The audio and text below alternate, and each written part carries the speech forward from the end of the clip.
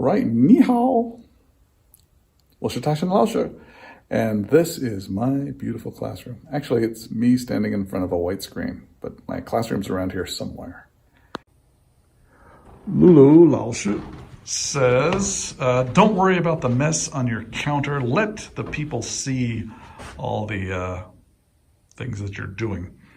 And I'm set up. This is the last day before vacation. I am getting set up for the next year. And this stack of stuff here is because I emptied out a cabinet. I'm looking for textbooks for next year and my nice organized computers. And Lulu Lauscher says that while I'm doing this, I should do my idiom. And this idiom is going to be a clean slate. A clean slate is what I hope to start off with next year. That's where everything is new and fresh. And so, like, as I'm looking for textbooks, that was my original intention. And then as soon as I start doing it, then I start saying, okay, what else can I do with this? I'm emptying out my cabinet and trying to make it more organized and getting rid of some things that I need to get rid of. And trying to start out with a clean slate.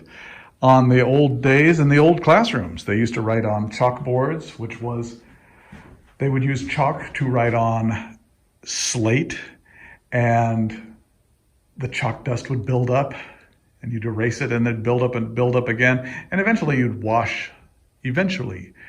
wash that chalkboard and your slate would be clean. And to start off with a clean slate means to start fresh with no baggage,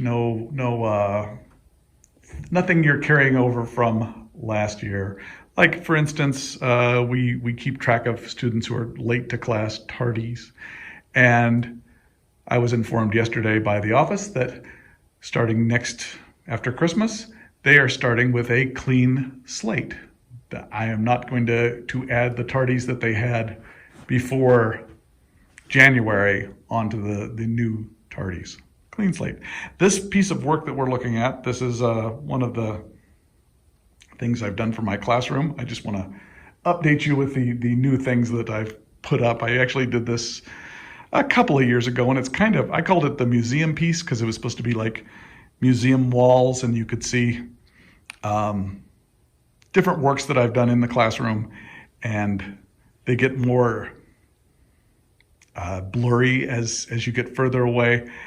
And I always kind of liked it, but it did have kind of a cold feeling. And I had one student this year just had a strong reaction to it and said, I really don't like this because this is, he had done some studying on dementia and Alzheimer's and said, this is how I think in the early stages, people with Alzheimer's kind of see things, that things are kind of far away and they can't quite get to them, and it gets blurry as it goes along. And it's, to me, his interpretation of this just really opened my eyes to it. And now I can't see it without looking at that. I think it makes it more in depth for me. This work over here, we had to do a door decoration for my class. This was 2 years ago, I think, and we won because they said do something with spirit, school spirit. And so we had, it was a whole thing. I called it Spirit Animals Reject Infinity, which was a really obnoxiously titled work, but they liked it anyway. And what else? Anything new? Oh, and I have over here one of my authors. This is a new author that we're working on. I mean, it wasn't here last time I gave you the beautiful tour of the classroom.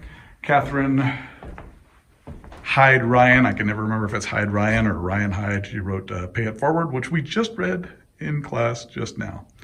So that's the new, all the new things. And I will be taking down some work later on and starting next year with a clean slate.